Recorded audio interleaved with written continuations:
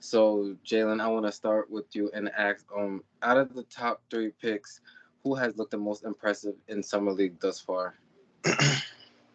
I feel the most impressive uh draft pick was definitely Scoot Henderson. When I was watching him, I definitely feel he's just in control of the game more. Maybe because he's at the point guard position rather compared to the other two people, but I just feel he's more in control of the game. It didn't feel like he was rushed. He definitely had a nice pace to his game. I know he went 5 for 13, but the shots he were taking were good, efficient shots right there in the mid range, even just playmaking for his teammates as well. A good thing I noticed about him too. There was a possession where he tried to like dunk on Jabari Smith Jr. and like he absorbed a lot of contact, but he didn't like fall down to the ground. He kind of landed on his feet. So I definitely feel he's very strong and then just taking contact. I don't expect him to be on the floor compared to other athletic guards in the NBA compared to like a John Morant, kind of compare him more to like a Russell Westbrook where he's strong and built so he could absorb contact and still finish at the rim. I just like his decision making overall. I definitely feel he just didn't feel rushed compared to the other two. I feel like Victor and Brandon Miller definitely had times where he kind of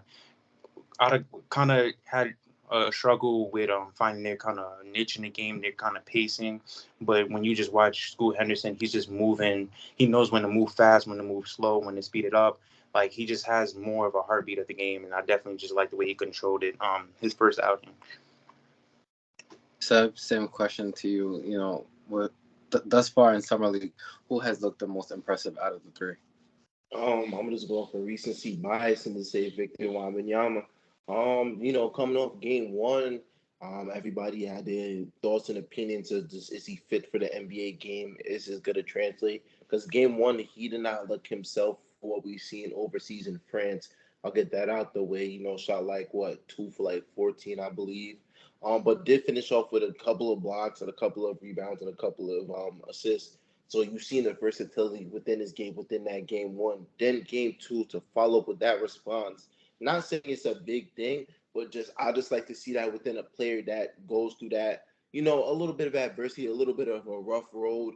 Game one got like a little shake, got off the feathers or whatever, and then really make a statement game two with that reason why he's the number one pick in the draft. I seen him just really be more aggressive.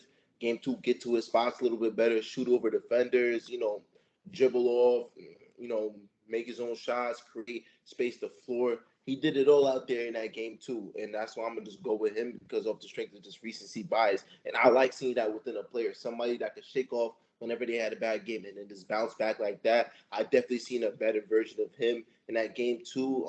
Something more of an aggressive. I see him follow up his rebounds a little bit more better. There's one play where he definitely had tried to go for a floater. He missed it, caught it just right up and one over the defender. So I'm looking at that. I'm looking at somebody that's as time progresses, he's not going to be just somebody that's automatically going to just put up these numbers. It's going to translate over to him just averaging 20, like just like that. It's going to take a little bit while because I know I had him saying averaging 20 on the spot. It might take a little bit longer to him to translate throughout the season, but just what I've seen in that game too, I definitely like see why the Spurs took him number one because it's a work in progress. But if you could put it all together, then it's going to be something scary to see.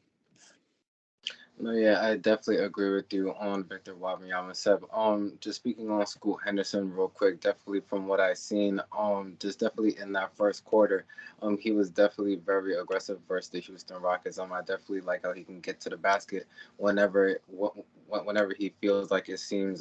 Definitely has a great handle on the basketball. I definitely agree with Jalen's comparison, just comparing him to a Russell Westbrook, just that same explosiveness, just going to the basket, just going 100 miles per hour. So I was definitely impressed watching him.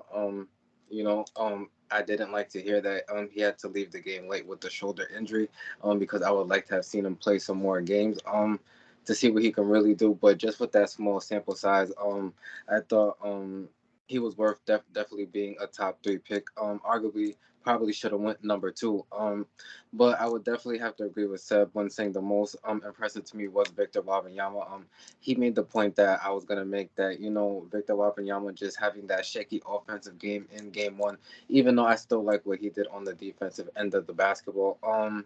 there was a lot of people just, just criticizing him because it just being that number one overall pick, and just, just the media saying just the best overall prospect ever, debatably, just comparing him to LeBron James. So, I definitely think that he's seen what people were saying. He definitely bounced back and just had a great game. Definitely hit a big 3-point shot late, I believe, to cut the lead to one. But just wasn't able to close the deal. But I definitely just like how he impacted the game on both ends of the basketball. To Seb's point, I think, once the regular season starts and, he just gets more games under his belt, just also just, just add some weight on him. I think that, he's definitely going to live up to the hype and, just possibly just be one of the best players we have seen thus far. But, no, none of us chose Brandon Miller for this specific question. Just seeing him, just definitely struggling a little bit on the offensive end. What have y'all seen from him, Seb? To me, is he just needs this point guard, which is LaMelo Ball for thus far. Because when you look at it, when you're the number two pick, all the attention is going to be on you. People are going to come at you to make a statement.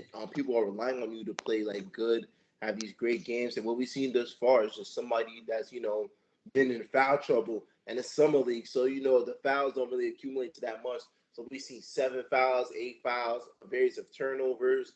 We really haven't seen the best side of Brandon Miller thus far, and I'm not willing to write him off just yet. It's just that he's struggling to get into a groove.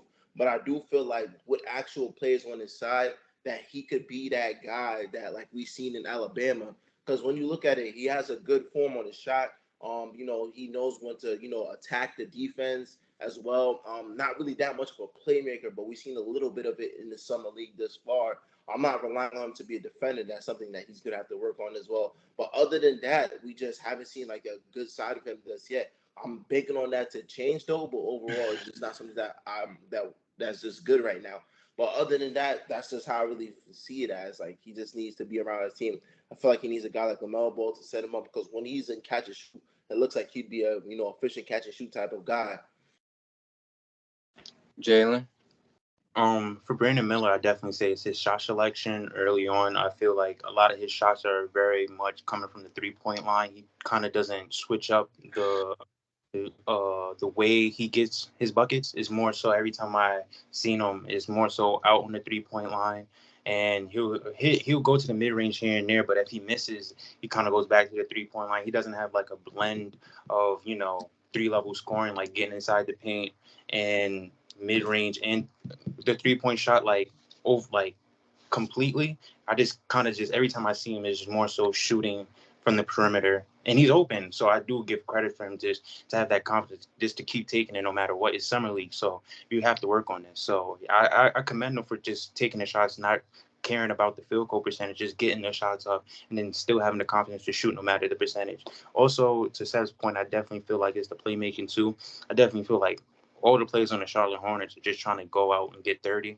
I really don't see anybody like trying to pass the ball. Everybody over there just trying to get buckets. So I definitely feel like, with him, once the season started with LaMelo Ball, he'll definitely have more opportunities to score, and he'll have the ball probably less in his hands a little bit more. So that's what I just seen from Brandon Miller.